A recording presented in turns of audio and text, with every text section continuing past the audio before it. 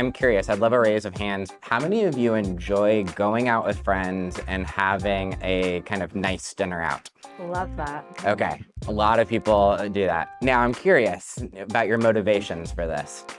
Is your primary motivation for going out just to get out of the house and have a nice meal? Raise your hand if that's like the main thing you're trying to achieve when you do that. Hi, everyone. Thanks so much for joining us. If you don't know me, I'm Hannah Williams. And I'm James Daniels. We're Salary Transparent Street, and we are hosting a live recording of our podcast, 2 Cents, at the Capital One Café here in Union Square. Thanks so much for joining us. And thank you to Capital One for having us. We have an exciting episode for you planned today, talking all about savings. And we have a very special guest as well. We've got Adam Davis here joining us from Capital One. Yeah, Adam is the head of financial health and customer liquidity at Capital One. Adam has guided Capital One through some innovative changes, including the removal of overdraft fees, which we love, which no bank has ever done before. But today, Adam will be sharing more about saving tools Capital One offers. Thank you so much for having me. I'm really excited about this conversation, really excited to have all you here too for the discussion. So to kick us off, we're talking about savings, Adam. So I feel like it would make a lot of sense for us to share the statistic that I learned earlier backstage. This was shocking to me. I don't know if anyone else in the audience will agree, but I just learned that roughly a third of Americans could not afford a $400 unexpected expense today. Does anybody relate to that? Yeah. I know I do. So, Adam, to kick us off, why is it important for us to have a savings account? Savings are so important. They're like central to managing your finances, and that's both in the short term and in the long term. You talk about the unexpected expenses, the stress that comes along with having one of those expenses if you don't have those savings in the short term is real.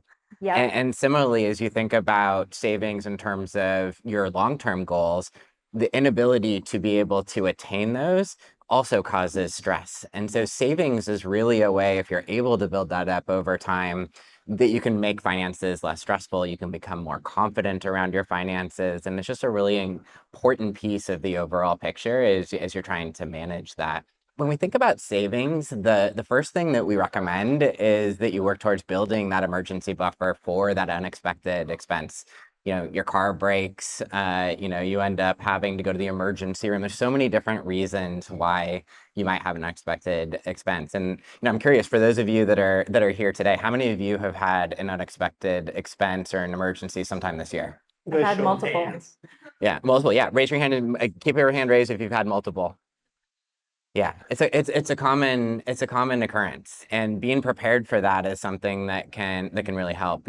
As we think about what it takes, a lot of those will be somewhere in the $500 to $1,000 range. They could be more, they could be less. And starting to build towards that savings before you think about your long-term goals can be a really good first step. Once you're able to do that, if you found some strategies that work for you, and we'll talk a little bit about some of those later, then you can start to build up to like a month of savings, 3 months of savings, so that if something larger happened, you're able to cover that. But after you think about the emergency, then you can spend more time on the fun pieces, which are what are the things that you really want to save for that you would enjoy. And as you think about that, like one of the frameworks that you can consider is what are the things that you value?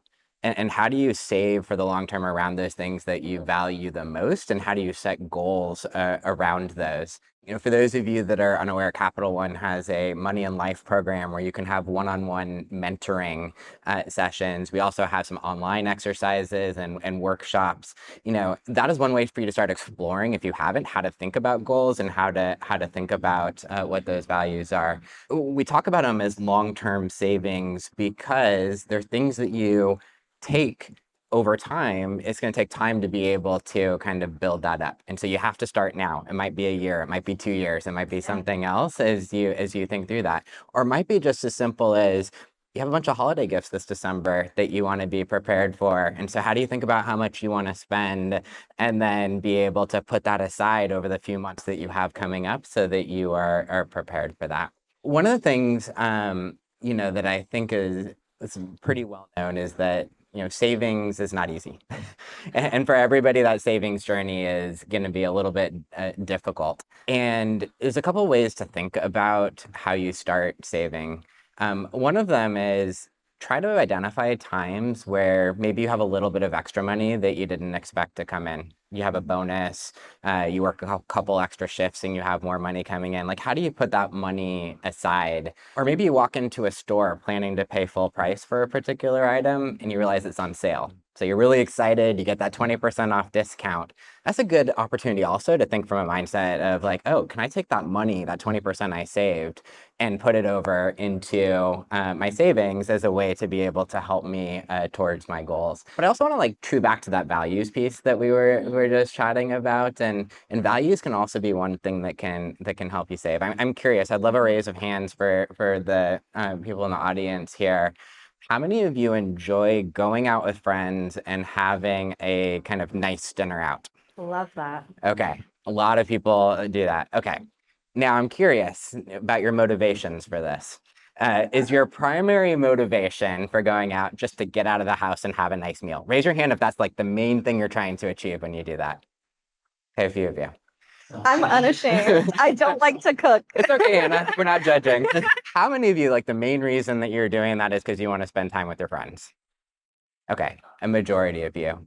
So if that's the case, then that's an opportunity to think about, well, how much are you spending when you're going out and having those meals? If truly it's the friendship and those conversation, that's an opportunity to think through, are there cheaper ways to do that? Having the people over to your house, doing something that is way less expensive. So that's just one example of how you can take what's important to you and understand, are you spending in a way that is really consistent with that? Yeah, I love how you talked about, if you get a bonus or you save money on something that you were going to buy anyway that's on sale. It's kind of like girl math, but it's savings math. I'm curious, in the spirit of being like simply transparent, like do you two have anything that you've saved for recently and have any learnings from it? Yeah, I'd say, because we were actually talking about this earlier, I'd say the biggest thing that we've saved for so far was actually quitting our jobs to start STS. Yeah, we've talked a few times about how having a 6-month emergency fund was actually the safety net that gave us the permission to quit our jobs. We knew that we have a 6-month runway, and that gave us a lot of freedom and flexibility to really devote our all into launching Salary Transparent Street. And I think back all the time, if we hadn't dedicated 100% of our energy to STS and hadn't quit our jobs and had permission to do that, would we have been as successful doing it part-time? I'm not sure. So in a way, having an emergency fund also allowed us to achieve our dreams. Yeah, and then a more relatable experience would be, paying for our dog's surgery. He actually just tore both of his CCLs.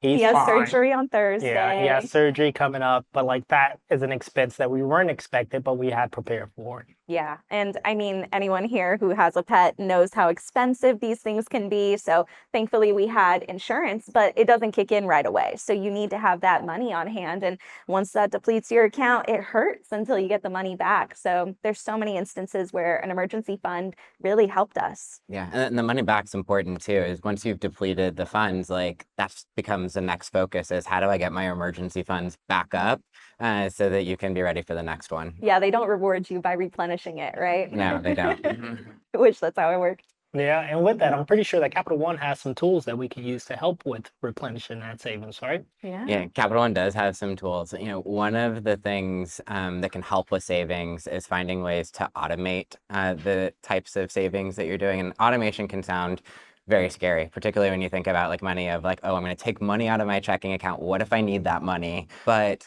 we have 3 different tools at Capital One that hopefully make it a little bit less stressful around how to think about automation. So the first one is around a recurring transfer. So you can set amount as little as you want, as much as you want for different time periods, and have it consistently, whether it's weekly, monthly, quarterly, be able to move money into your savings. But if you need something and it needs to be in your checking, you can move it right back instantly and be able to use those funds. It's not gone forever. It is not gone forever. The second thing we have is a recurring paycheck transfer where you can look and say like, okay, I want X% of my paycheck every month to go directly into savings.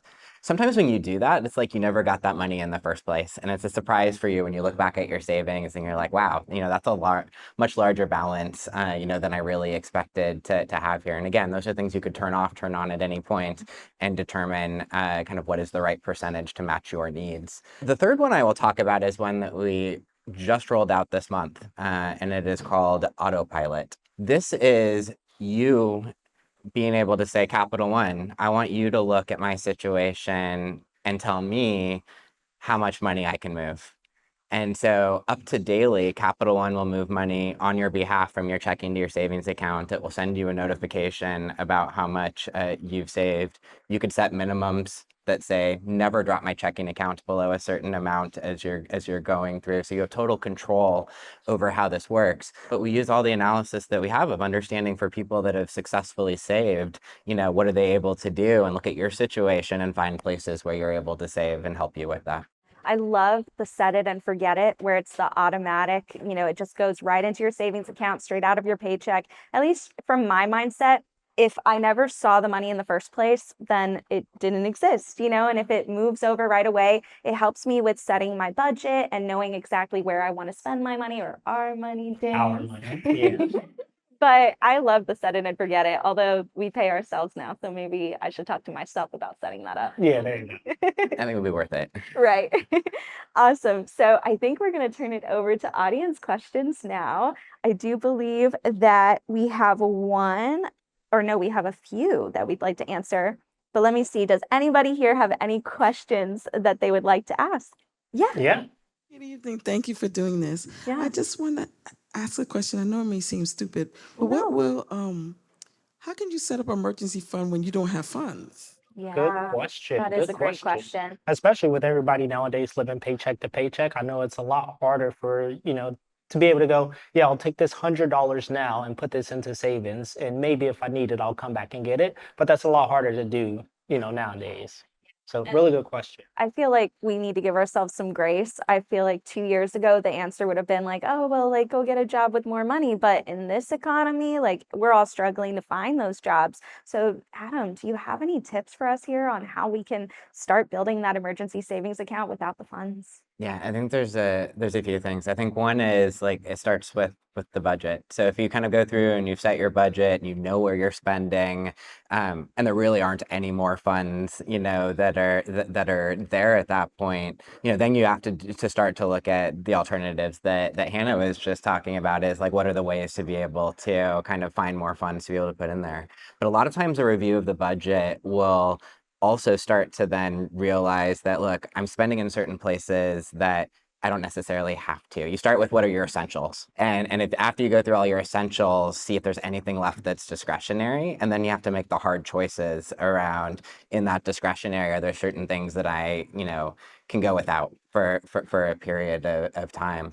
I think when you go beyond that, it gets back to some of the things that I talked about early. Is anytime you come across a little extra money that you think you weren't otherwise going to have, do you have in your kind of something going off in your mind saying like, I can put this on savings right now, even if that's a difficult choice, rather than spending it again on something that may be a discretionary rather than an essential. Yeah, and that also makes me think really quickly about high yield savings accounts, which I know Capital One has. We have one as well. That if you have any money, you can put it in a high yield savings account, and that you make money on your money. So it's, a small percentage, but it's better than nothing, right? We love making money on our money with doing no work for it, no labor, free labor. So that's also something I would recommend. Yeah, and just to add to that, I would like to say, just to add, but anything is better than nothing, so whether it's only a few dollars or it's, 50% of your paycheck, all of that counts towards your savings.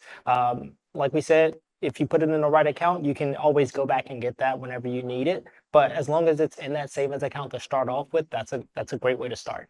Hi. Well, yeah, my question's for Adam, and that is, beside, for example, using the tools that you talk about, could you say maybe 4 things of a profile of a successful saver, a typical successful saver? I don't know if it's just demographic or whatever.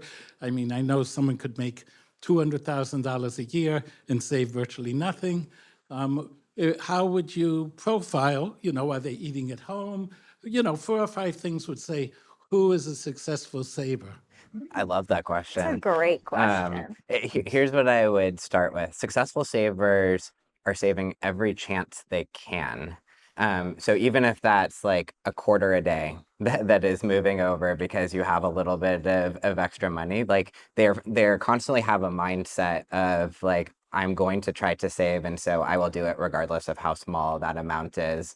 So that's number one.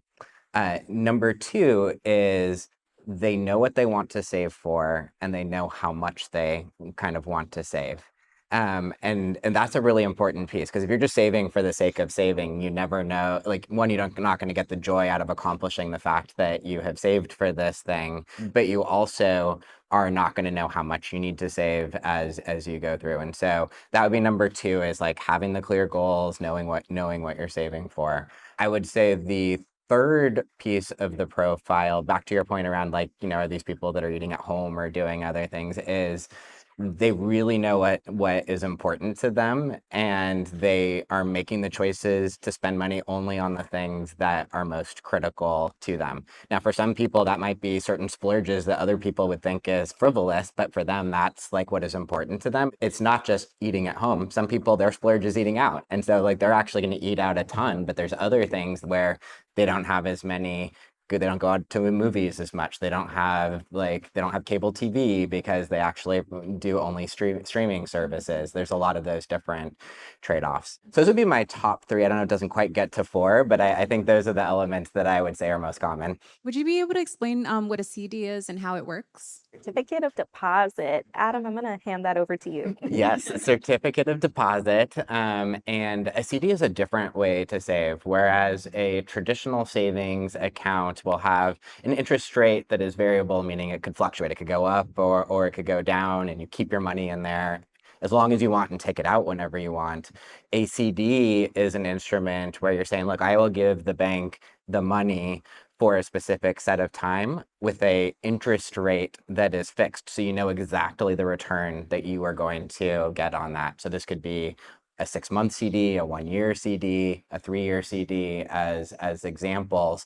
So the benefit of that is that you have locked in that return and there's certainty. But you are making that commitment at that point that you don't need that money for that period of time. That's where the flexibility around the terms of the CDs can be really helpful. If you're saving for something that you know is 9 months away, getting a CD for 6 months, knowing you're not going to want to touch that anyway, can be a really good decision for you. That's a good point. If someone is newer to a savings account, what should they be looking for? And what are some considerations for savings accounts? Yeah, there's some common things that I would suggest everybody looks at, but how you choose what account you want based on those really would depend on your particular situation. The first thing that I would look at is, are there fees or minimums on that account? That can really eat into your ability to either have access to that account or get the full return that you would want to out of the savings that you're getting. The next piece I would look at is the interest rate, because if you get something with a really low interest rate, again, you're not going to be able to build your savings as fast as something that is a really competitive interest rate. Capital One's 360 Performance Savings is an example of a fee-free, high-yield savings account with no minimums. Exactly, whoop whoop, and one that we, can really help you with your savings journey. I want to know about setting up an account for children. Ah, That's good. I love that. yes. Any advice there?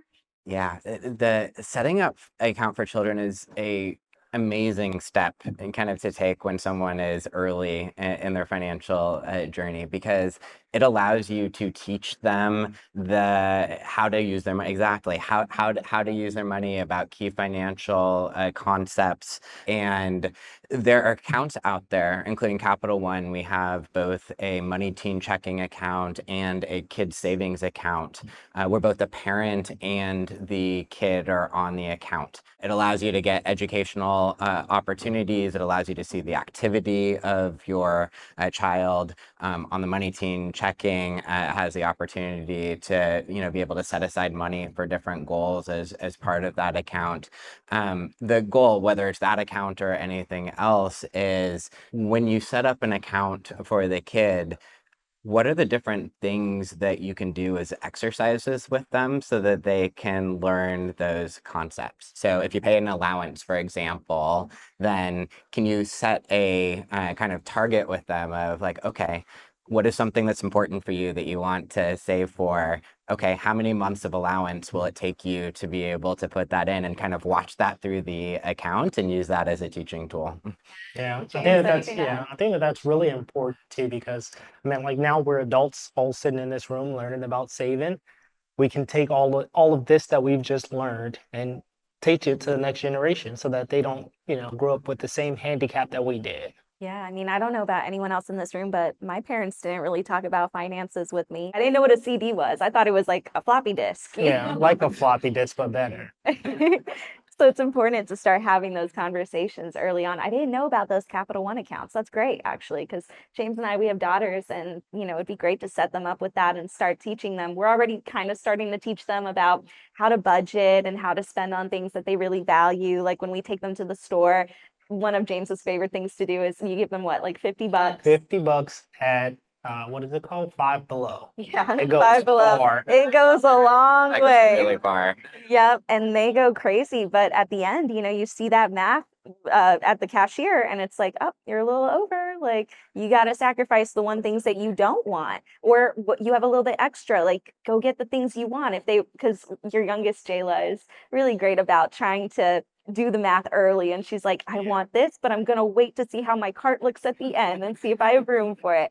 So it's great to see those gears working, and it's a great practice, I think, to start, making finances more accessible. Yeah, parents don't talk enough with their kids about finances. I mean, some parents do, but in general, that is the case. And having the accounts almost forces that discussion in a way that you otherwise wouldn't. Yeah. If I'm someone that's starting an emergency fund, let's say for 6 months, what's a good amount to save up to? It'll depend on everybody's individual situation, but here's how I would think about it. If you think about how much you spend every month and how much of that is your essential expenses, think of things like your rent, your phone, things that you could not live without, and say, what if I had to have enough savings so I had no income just to cover those essential expenses? You can multiply that by 6, and that would be a number that I would suggest starting with as you try to build that savings. Yeah, and that's pretty much exactly what we did when it came to us starting our business. So we told ourselves we're going to quit. We have exactly 6 months to bring in, as much money as we need to because that's all that we have is of savings. And at the end of that 6 months, we finally got paid. It was cutting it really close. But yeah, it was literally those 6 months of our mortgage at the time, our phone, our utilities. What do we need month to month to survive without, the extra latte here and there? But we made room for that too. All right. So I would like to know a show of hands. Who here is more of a spender or a saver? Show of hands for spender. Show of hands I'll for put both hands saver. Okay, we got some good savers. Awesome. So, Adam, what would be some quick takeaways for the savers here and the spenders? Because we are, what's the word? We're spenders in therapy. We're trying to save. It's good because you're helping people think about how they're wired. So Yeah. if you are wired towards being a spender, that means it might be more difficult to kind of take a step back and figure out where the places I need to spend. So my advice there would be just make it more top of mind if you can and conscious around thinking about the places where you need to save. For those of you that are more of the saver side, well, good job that you're saving. But at the same time, there's a question around like, are there places where maybe there are more kind of pleasurable things that you would like to do that you're not doing today that maybe you're tilted a little bit too much? The whole thing is a spectrum, and people over time can rotate between being on one or the other, and you just want to be eyes wide open and conscious around where you stand. How do you decide when it's okay to splurge on something you really want? Because there's a lot of things I want. Yeah, I usually just go, do I have room on my credit card? Is that the right answer? Probably not the right answer. No.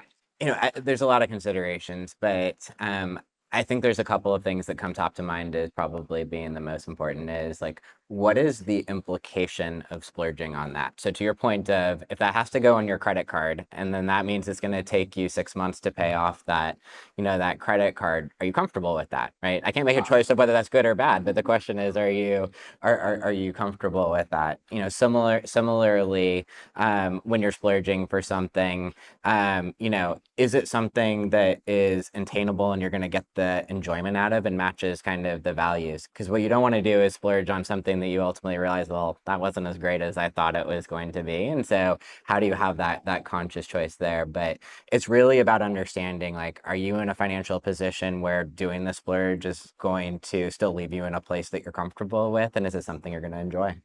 Good one. I'll take that into account. The only thing I can think of is keep the receipt so you can return it. So true. Yeah, You one change your mind. of my things is the 24 to 48 hour rule. So if I want something really bad, I usually give myself 24 to 48 hours to, sit on it, think through it, make sure that the finances make sense. And then if after that 48 hours I still want it, then I go through with the purchase. That is a really good one too. Just sitting on something overnight can just give you a very different perspective. Yeah, a lot of the times I don't want it anymore. So I usually forget about it. I'm like, until I see it on Facebook ads again. And I'm like, oh, there it is. All right. Any other community questions before we do this fun true or false game?